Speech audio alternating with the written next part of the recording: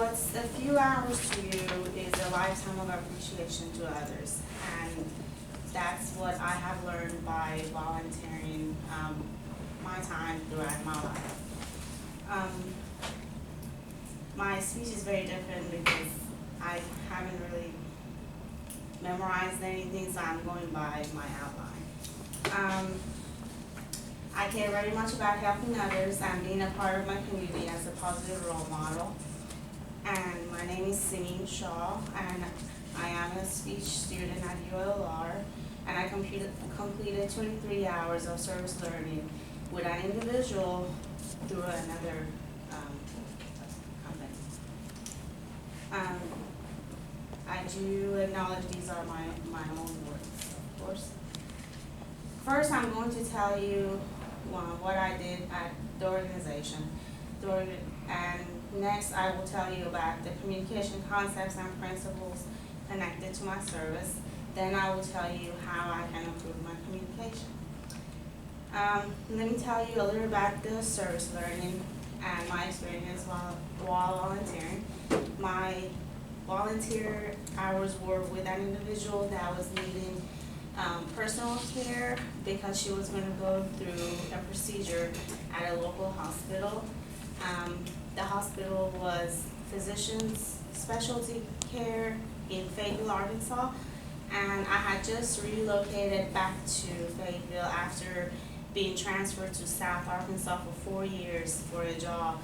So I was already known in the community because that's where I was raised. So the community basically reached out to me because they knew my experience in healthcare. But I wasn't really available much because I had just started a new job, full-time job, and I'm a full-time student. So it was a real dilemma to me, but I couldn't say no.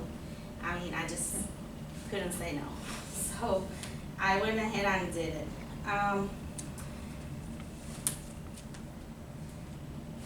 What we did was, what they needed me to do was to be with her for at least 24 hours at the hospital because it was required for someone to stay with her. So I ended up going there right after work at 1:30 in the morning, transported her to the hospital by 5, and stayed there for overnight until she was released to her home.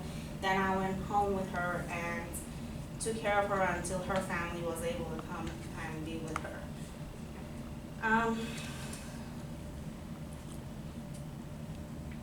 We can all learn from each other. I believe you can gain some knowledge from my experience.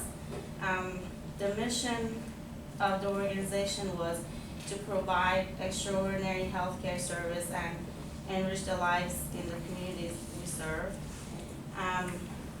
One of the examples is to exceed the standard for quality healthcare, serving with a passion, to be the healthcare provider of choice.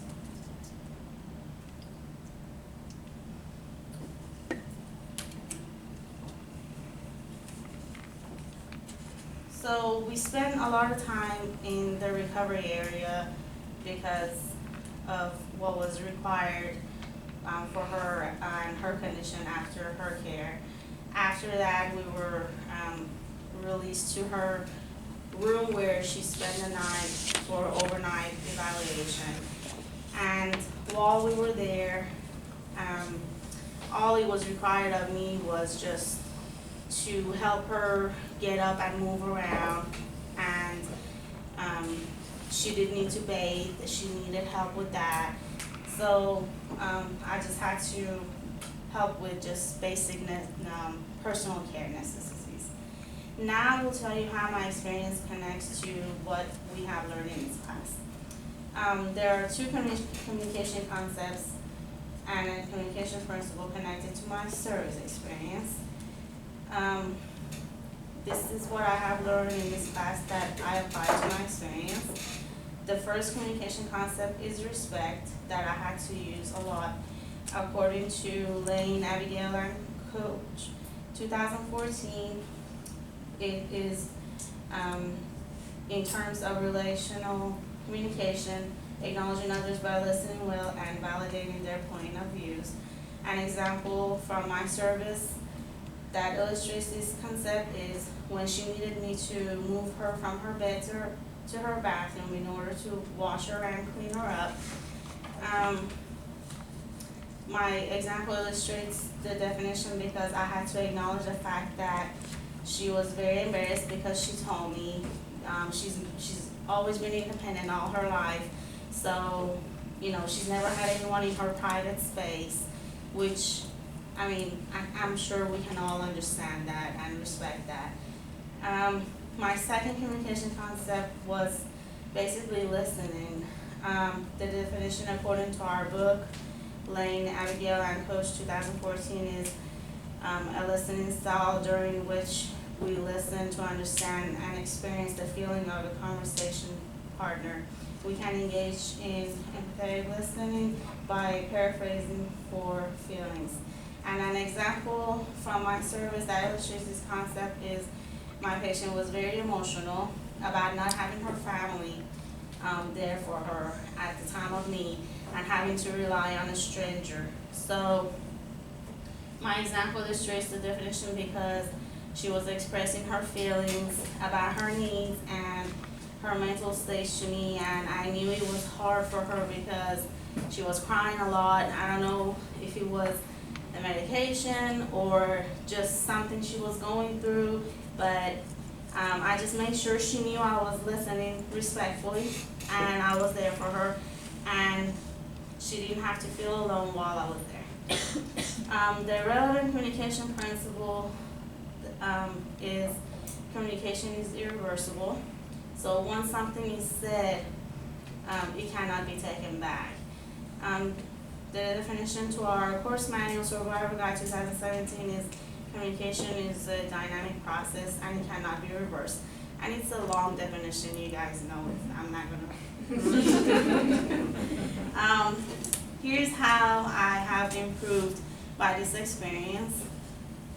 Based on my service experience, I can use communication concept and civil and ethical implications to improve my communication and help improve my community.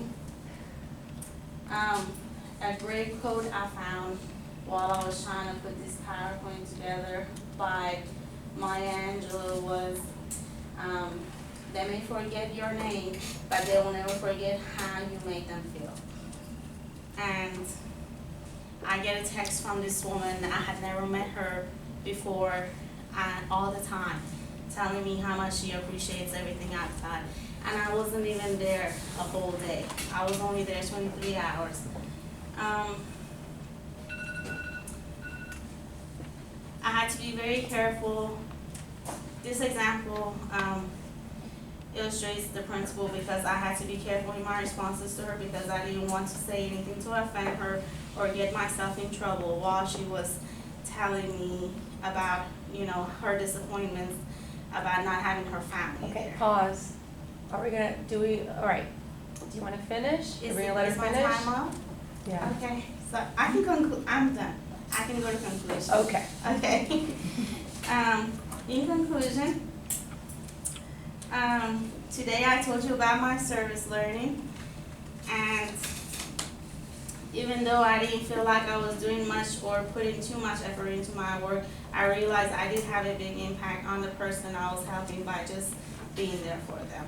I never thought the experience will teach me so much that was not related to the care of a patient or someone that is temporarily disabled and unable to care for themselves.